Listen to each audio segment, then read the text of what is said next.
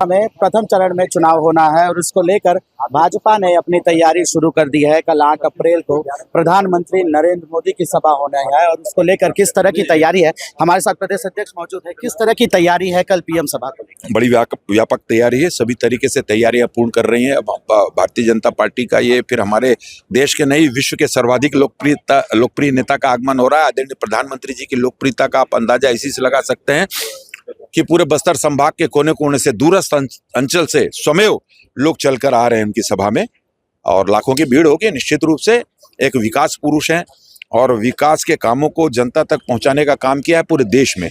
और विश्व के मानचित्र पर जिस तरह से 10 वर्षों में भारतीय जनता पार्टी का स्थान सने शने धीरे धीरे शीर्ष पर जा रहा है, ये आदरणीय प्रधानमंत्री मोदी जी का काम है। 10 वर्षों में ही इन्होंने पूरी काया पलट दी। आज पूरा विश्व गुरु की ओर हमारा देश बढ़ रहा है। उनकी कल्याणकारी योजना, ऐसा भी वंचित परिवार कोई नहीं है, ऐसा भी गरीब परिवार नहीं है जिनके घरों में 6 से 7 योजनाएं उनकी नहीं पहुंच रही है। तो स्वाभाविक रूप से जो विकास के काम करेंगे, जो जनता के हितों की रक्षा करेंगे, जो बोलकर अपने वादे पूरा करेंगे। हमारे मुख्यमंत्री विष्णुदेव साय जी ने भी जो वादा किया था, हम भारतीय जनता पार्टी ने विधानसभा चुनाव में महज 90 दिनों में उसको पूरा करके दिखाया है। 3100 रुपए में धान खरीदने की बात कही थी, 917 रुपया एक किश्त में देने की बात कही थी, उसको पूरा करके दिखाया। प्रधानमंत्री आवास की मोदी जी की गारंटी की योजना को पूरा करने का काम चालू कर दिया उन्होंने। मेहतारी वंदन योजना का काम, हमारी बहनों के खाते में पैसा दूसरे महीने का भी चला गया। चाहे किस क्विंटल धान खरीदो, चाहे बकाया 2 वर्ष की बोनस का राशि, एक साथ 90 दिनों में इतना काम सरकार का करने का ये अभूतपूर्व है। निश्चित रूप से जनता में व्यापक उत्साह है। अध्यक्ष जी, ये बताइए कि छोटे अमाबाल को सभा स्थल सुनने की क्या वजह? क्या आदिवासियों की वोटरों को साधने की कोशिश की जा रही है? नहीं, इसमें कोई साधने जैसी बात नहीं है। प्रधानमंत्री जी की सभा है, उनकी सभा बस्तर में, हमारा जगदलपुर में भी हो चुकी, कांकेर, कोंडागांव सभी जगह हो चुकी और आदरणीय प्रधानमंत्री जी खुद ग्रामीण और अंचल में उनकी सभाएं हों। निश्चित रूप से इससे अच्छी बात और क्या हो सकती है? जनता तक सीधे प्रधानमंत्री जी उसके स्थान पर पहुंच रहे हों, इससे अच्छी बात क्या हो सकती है?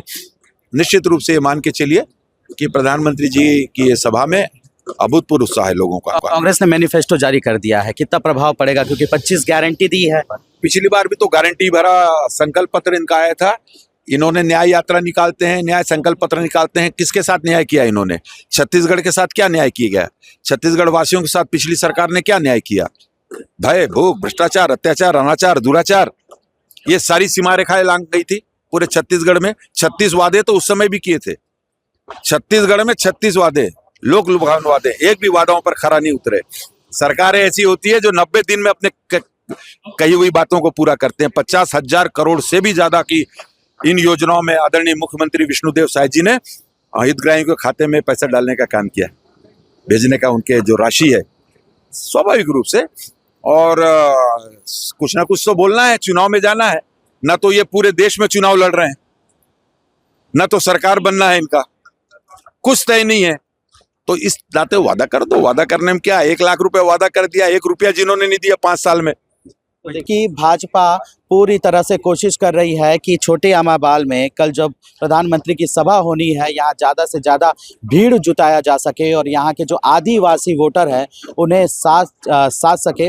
हालांकि 19 अप्रैल को चुनाव होना है और तभी ये तय हो पाएगा कि आखिर इस पीएम की सभा के बाद कितना बस्तर लोकसभा सीट के लिए इससे फर्क पड़ता है और आखिर भाजपा कांग्रेस दोनों प्रत्याशी में किसकी जीत होती है। Ashok Naidu, ABP live, अमाबाल।